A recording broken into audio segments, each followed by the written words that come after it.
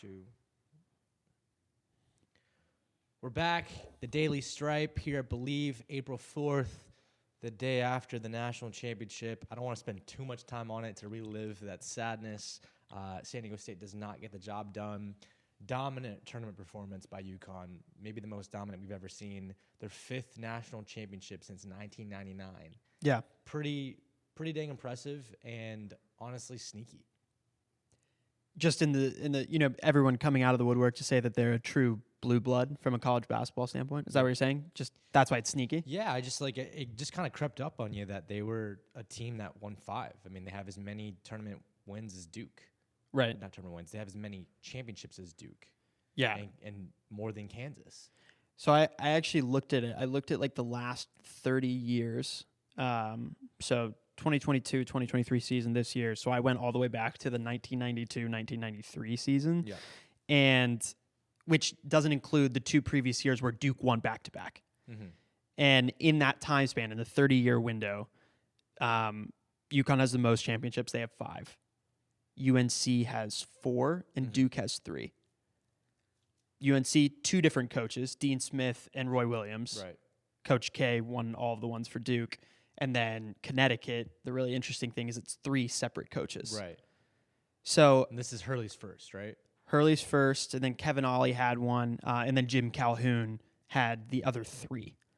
So in the last 30 years, I mean, it's pretty undeniable that as far as when the lights are brightest and the moment is biggest, that they have delivered the most. But if you looked, I also looked at average wins per season in the last 30 years. Mm-hmm. I think Connecticut had about 23, 24. UNC was about 26.5, and then Duke was almost 28. Wow. So in comparison to those 2 programs from a year-to-year dominance standpoint, I would say they're not quite in the same realm, but they cut the net down 5 times. Yeah. Pretty impressive, honestly. The most dominant tournament run I've seen in recent memory, just blowing out every single team, covering every single spread, not making any game close. And people are saying that the San Diego State game might have been like the hardest game they've played all season long. They still won by 17 points. Yeah, I think... Not all season, but all tournament. I think in reflection, like, if San Diego State was matched up against... I'm just looking and thinking about the teams that UConn beat. If San Diego State was matched up against Gonzaga would have been favored in that game. Yeah. San Diego State was matched up against Miami, it probably would have been close, maybe like a Miami 3-point spread. Yeah.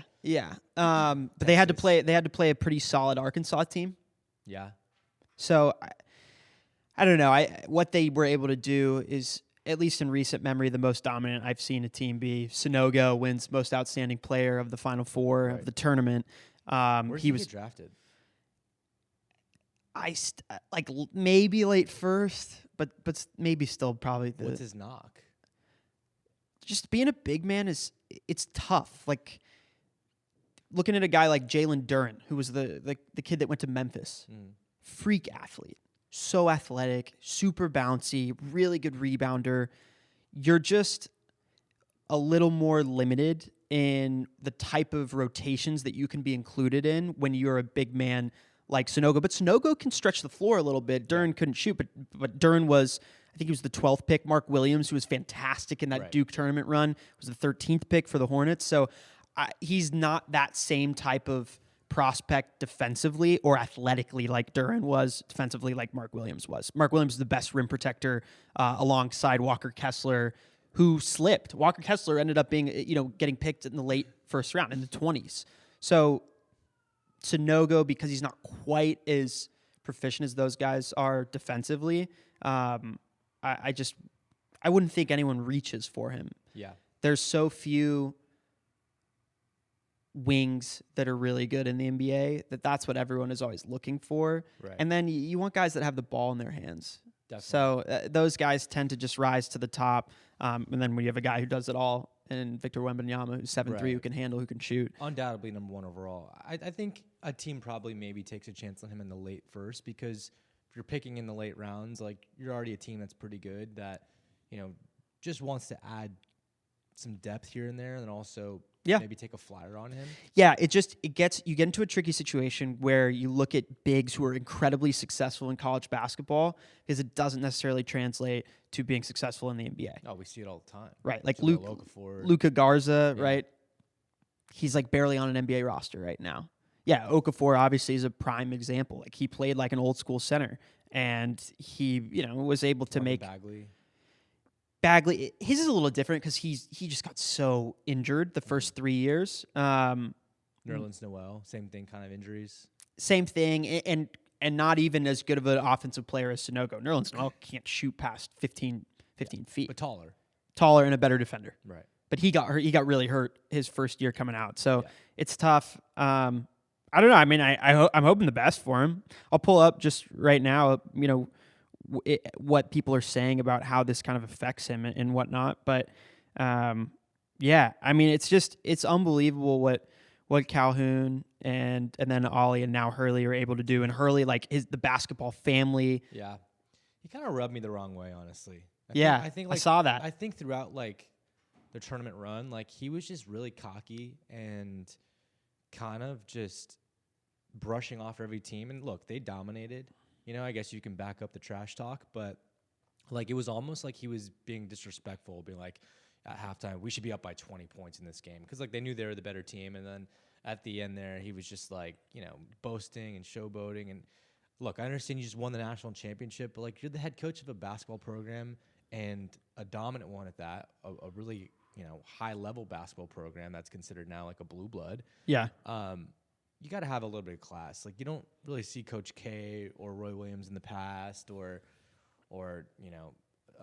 Bill Self or any of these guys that just go out and just like start acting like a jackass almost. Yeah, I mean, I definitely think that of all the college basketball great coaches, at least in our lifetime, they've all have different temperaments, right? Like Coach K's pretty reserved as far as like how much he's chatting about the refs and the other team. He's very respectful in that regard. But guys like Rick Pitino's really fiery. No, I know. John Calipari really fiery. I know. I just feel like Dan Hurley wasn't respectful of the other team. Yeah. Throughout the tournament. Yeah. I mean the comment at halftime, clearly maybe it was disrespect, but maybe it's also just like he knows his team and he knows what they're capable of. And I get it. I mean, Dutcher at the end, said some great things, and he's like, look, we'll tip our cap to anyone that, can beat us and is better than us, and we'll tip our caps to them. Like, they're a great team, and I'm proud of these guys for getting here, and at the end of the day, like, this is the type of group that you want to coach. They're good people, good students, good athletes, and, like, it's the perfect mix of people that I want on my team. So, yeah, shout out to San Diego State. It was an amazing run. It gave the incredible city of San Diego some juice as we head into the Padres season. Walk off home run last night. Yeah, still chasing the first ever championship for San Diego. Besides the old AFL days, but who remembers that? Who was even alive for then? I know I wasn't. But yeah, back-to-back walk-off win. First ever time that a 8 and 9 hitter go back-to-back to walk it off with in MLB history. In MLB history. David Dahl, down by 1 run. David Dahl hits a home run to lead it off, and then he's a pinch hitter. Pinch hit, yep. And the 8-hole, and then Ha-Seong Kim goes deep to walk it off. Ha-Seong Kim, for a lot of people who don't follow Padres baseball, Korean player, 3rd year in the league, has taken massive leaps each year, is a fan favorite in San Diego. Every time he comes up to bat, I don't know how many times you've seen it, but the entire stadium chants, Ha-Seong Kim, Ha-Seong Kim. Is it kind of like Kike was in for the Dodgers? Yes, exactly. Yeah. He's like the fan favorite, not the best player on the team, not even the 2nd, not the 3rd, not the 4th best player on the team. No, but not the 5th best player, but a good solid player that does his job, plays good defense, great energy, always has a smile on his face. How can you not love the guy? And then just walking it off, first walk off of the season for the Padres, first walk off home run of the season, I think in general in Major League Baseball. So pretty electric. Was that Red Sox game that was not a home run? It was just a walk-off hit? Maybe a home run. Sorry, I don't want to take that away from you. Yeah, whatever. But it was pretty cool, and obviously, working out for the city of San Diego in some way last night, right? You lose one thing, you win the other. Normally, it's you lose both in tragic fashion. So we're moving up in the world. Yeah, Saturday was an epic day. They won both games, but you can't win them all. But look, I'm really faithful in this San Diego team this year. This Padres team. It's the most faithful I've ever been in ever, honestly. Yeah, and I think a lot of Padres fans feel this way. And it's a long season. 3-2 is good, but there's 162 games in the season, so. It's a big marathon here, so they just got to keep it up. Obviously, Tatis comes back later in April, so that'll be a huge boost in the lineup. That'll be awesome. Joe Musgrove still hasn't played at all because he's been out with an injury. Darvish makes his debut today, so looking to see him take a big leap here. But yeah, really exciting. Your Rangers, though, looking really good. Yeah, swept the Phillies to start. Phillies are the only winless team in baseball. That's right. That's right. The Rangers did lose to the Baltimore Orioles last night, 2-0 at home. I hate going scoreless at home. That's tough to stomach, especially with the Rangers lineup that I think is really potent and is going to show that throughout the year. But I do want to bring up men's college basketball final last night, 2 nights ago, obviously, and what people are still chattering about the women's final between LSU and Iowa. Jill Biden came out yesterday and invited I don't know if it was an informal or formal invitation, but like when it's the first lady, it's essentially always a formal invitation. You put it out there, it's written in stone, that she wanted the Iowa women's team to also join the LSU women's team at the White House. And there was, sense. I just let's keep the traditions that we have, right? Yeah. The winner of every major sports event goes to the White House. Right. You get the photo op and whatever, and that's part of it, right? Like, we don't need consolation trophies. I also just think that with everything that was going on, this back and forth between Angel Reese and Caitlin Clark, and a lot of it wasn't even between the two players themselves, but people making a way bigger deal out of everything, out of Angel Reese celebrating at the end of the game, and quote unquote taunting Caitlin Clark, just like Caitlin Clark taunted other players the entire tournament. We don't need to appease anyone. Those girls know that they got to the national championship. They had a hell of a run to get there. I'm talking about the Iowa team right now. Yeah. And they didn't get it done in the biggest game. And that happens. There's always a winner and loser in sports. So, we don't need consolation trophies. They're going to go back. They're going to grind in the offseason, and they're going to try and win next year. I just think it's a little unnecessary, and it's a little too involved. And ultimately, I think it's a good thing because 2 days after this game, we're still talking about college women's basketball, which is a huge win for them. I definitely think that whoever is setting the schedules for next season in the regular season, set an Iowa LSU non-conference game. You have to. Definitely. People will watch that game. I mean, the goal, I think, for both men's those players will be playing still. Angel Reese is a sophomore, so she'll be a junior, and Caitlin Clark will be a senior next year. Angel Reese and Hawkins are cousins. That's right. Both won national championships which back-to-back days. Absolutely wild. I don't know, if that's big win for that family. If that's ever happened in the history of college basketball. Maybe but not. I think for men's and women's, as many of these kind of big ticket games that you can have in the regular season, I mean, you have to play the teams in conference. Right.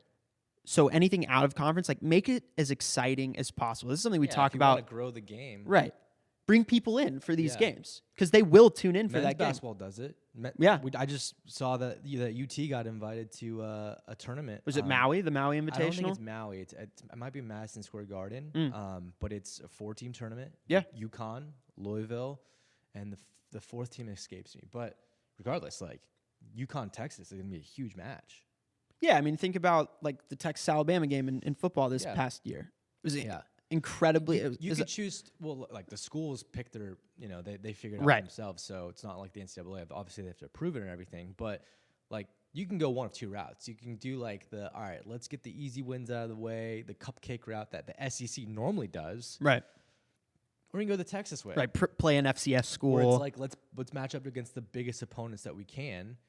Well, we have in past. No, okay. Also had the cupcake game as well. There's always one. There's always the tune-up game, the Rice game, the UTEP game, the Sam Houston State game. Those games happen. It's just meant to happen.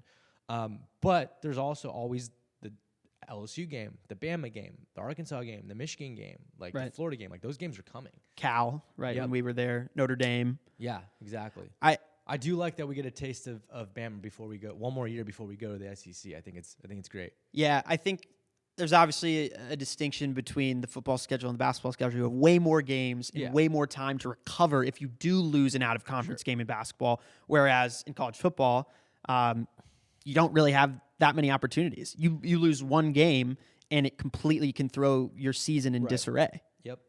I mean, like the Oregon team, right, that lost to Georgia at the beginning of the year, Yeah. how much that threw them in just a terrible position going forward, even though they were really, really competitive in the Pac-12. Yeah. But ultimately, I think for any of the college sports, the biggest ticket items, and that is driven by the players Definitely. and the programs, of course. But it was really, really like savvy and wise. Like I was listening to Caitlin Clark's post-game presser, and maybe she was on ESPN yesterday, and she was saying the people show up to the game because I'm playing, because Angel's playing, because Alexis Morris is playing, and then they also show up because of the two teams. But first and foremost, they show up because they want to see the players who are playing in the game. Yeah.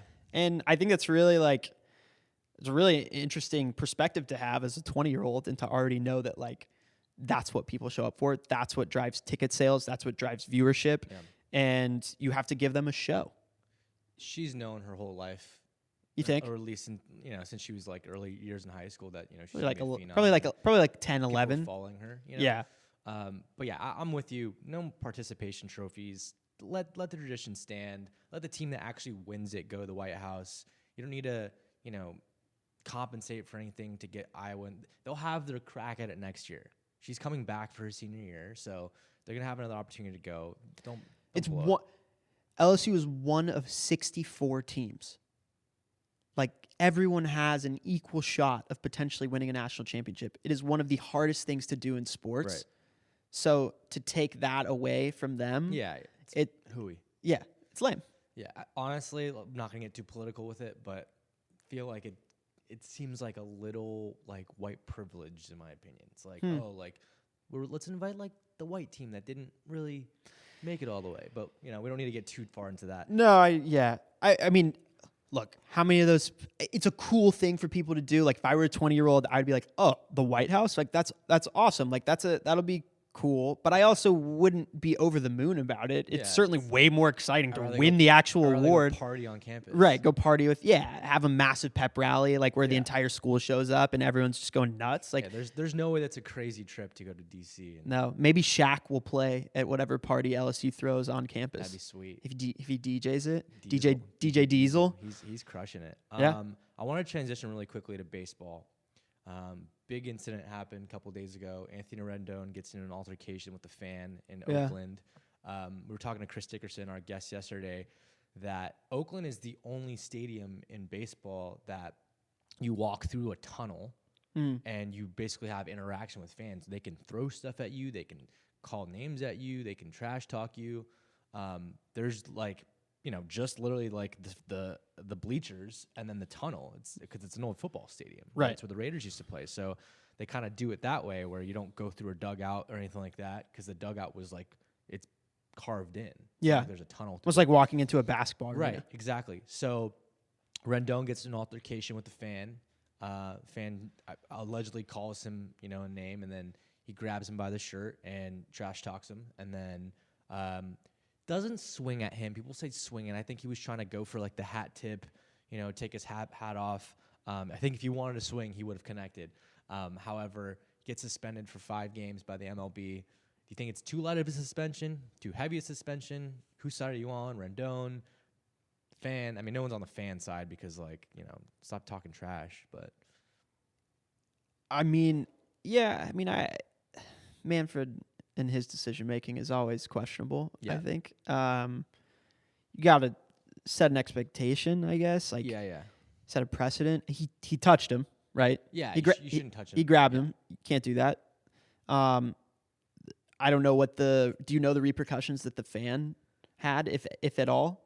Like, because sometimes these guys get banned, right? Like, I don't like know. Josh has a buddy who I think it was at a Cardinals game, and he had like a laser pointer, and he was like laser pointing. Banned for life. He's banned for life. So like they will do that, right? Yeah. And they have the little jail cell like at the ballpark that they take people to, right? Whether I don't know if there's like even proof that this guy did anything. You Yeah. know? So like I don't know if you can even ban someone for that, and obviously like it's the opposing team, but. I think for the suspension, I'm okay with it. Yeah, look, we're just talking about how long of a season baseball is. 5 games is fine. Yeah. Especially a guy who's missed so much time with injuries. Like, he'll be just fine. However, I think there's a lot of things to consider here. One, like, Rendon is probably frustrated because, you know, he's never lived up to his contract, and he's playing against the Oakland Athletics, and, you know, it's an in-division rival, and you never want to hear trash talk from a fan, especially after, you know, a game, after you know, go out and play 9 innings there. You shouldn't be putting your hands on people. However, if you're that fan and he did say anything, if he threw something, if he said something, keep your mouth shut. You know, I think it's kind of more like like know your place. Like, yeah, I think Rendon, the way he did well, that's also 2 different things, what you just mentioned. Right. Saying something and throwing something are 2 different things. Right. We don't know if either happened. I mean, right. This isn't like a Mouse in the Palace situation where, like, you know, someone throws a drink at Ron, you know, gets into the stands and knocks someone out. Like, that's bad. But look, I mean, athletes kind of sometimes have these blinders, you know, like we saw with Devontae Adams last season in football. Yeah. Where he pushes the cameraman and the guy falls over, right? Right. He catches a suspension there and a fine. Yeah. Well, there was also you have to like you have to hold yourself to a certain standard when you're a professional athlete. You got to know, you know, you're not got to know your role because you're a role model, and like, you know, you're in the spotlight, and that's partially why you get paid so much. And like, this is, you know, one of the confines of your contract is you got to be able to uphold yourself to a certain standard. Yeah, I do think that like the line has been blurred a lot or not even drawn for fan etiquette at sporting events. Yeah, especially like coming out of the pandemic. Remember there was that Knicks game where a guy spit on Trae Young as he was walking through the tunnel. So that guy was banned, I think. He was. I just, because of how open the internet is and social media, and like how people can really chirp anyone and say whatever they want and hardly ever have repercussions outside of, you know, on Twitter, if someone says something. Like, you look at the Angel Reese, Caitlin Clark situation, and I can't remember what reporter it was, said, like, you know, throwing shade. He was basically like, Angel Reese is being a fucking dumbass. He like said that, and like, or a fucking idiot or something like that. And at that point, like, yeah, people are going to have something to say, and they're going to feel a particular way about you, and rightly so. Like, if you're being that critical of a 20-year-old, in given those circumstances, we've already talked about this, like, that was completely an irrational response from that reporter. So all that to say, like, people chirped back at him, right? He chirped at her, people chirped back at him, and for the most part, the only thing that happens is, like, people dislike you, maybe they unfollow you, maybe they block you, but there's not real, like, legal repercussions of getting banned from a stadium or kicked out or anything like that. Oh, I mean, it's freedom of speech at the end of the day, you know, but from the reporter's, like, side, you know, but I just feel like our society hides behind screens, right? Yeah. You know, Twitter fingers or you know, Instagram comments or whatever, like the whole cyberbullying thing. And then that also trickles down to fans, right? Where they think there's this barrier between them and the athlete just because there's a fence there. There's a barrier where they can't go on the field. The athlete's not allowed to come into the stands.